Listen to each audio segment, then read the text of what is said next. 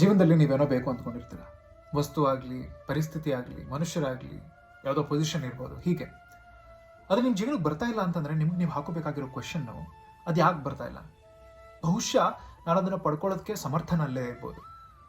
ನೀವು ಕೇಳ್ಬೋದು, ಇಲ್ಲ ಹಾಗೆಲ್ಲ ಏನೂ ಇಲ್ಲ, ನಾನು ಸಮರ್ಥನೆ ಅಂತ. ಯಾರು ಸರ್ಟಿಫಿಕೇಟ್ ಕೊಟ್ಟಿರೋದು? ಜೀವನದಲ್ಲಿ ಎಲ್ಲರೂ ಬೆಳೀತಾನೆ ಇದ್ದಾರೆ. ಆದರೆ ಸರಿಯಾಗಿ ನೀವು ಕೇಳಿರೋದನ್ನು ಪಡ್ಕೊಳ್ಳೋದಕ್ಕೆ ನೀವು ಬೆಳೆದಿದ್ದೀರಾ? ಯೋಚನೆ ಮಾಡಬೇಕು. 10 ರೂಪಾಯಿ ಬೇಕು ಅಂತಂದರೆ ಜೀವನದಲ್ಲಿ 1 ರೂಪಾಯಿ ಮೇಂಟೈನ್ ಮಾಡೋಕೆ ಬರಬೇಕು.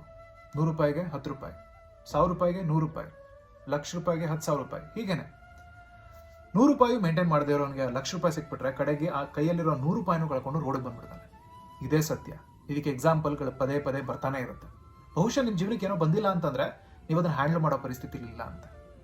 ಬೆಟ್ಟ ಹತ್ತಬೇಕು ಅಂತಿದ್ದೀರಿ ಅಂತಂದರೆ ಬೆಟ್ಟ ಹತ್ತೋದಕ್ಕೆ ನೀವು ಸಮರ್ಥರಾಗಿದ್ದೀರಾ ಅಂತ ಯೋಚನೆ ಮಾಡಬೇಕಾಗತ್ತೆ. ಬೆಟ್ಟ ಯಾವತ್ತೂ ನಿಮಗೋಸ್ಕರ ಸಮರ್ಥ ಆಗೋದಿಲ್ಲ, ನೀವು ಬೆಟ್ಟಕ್ಕೋಸ್ಕರ ಸಮರ್ಥ ಆಗಬೇಕು.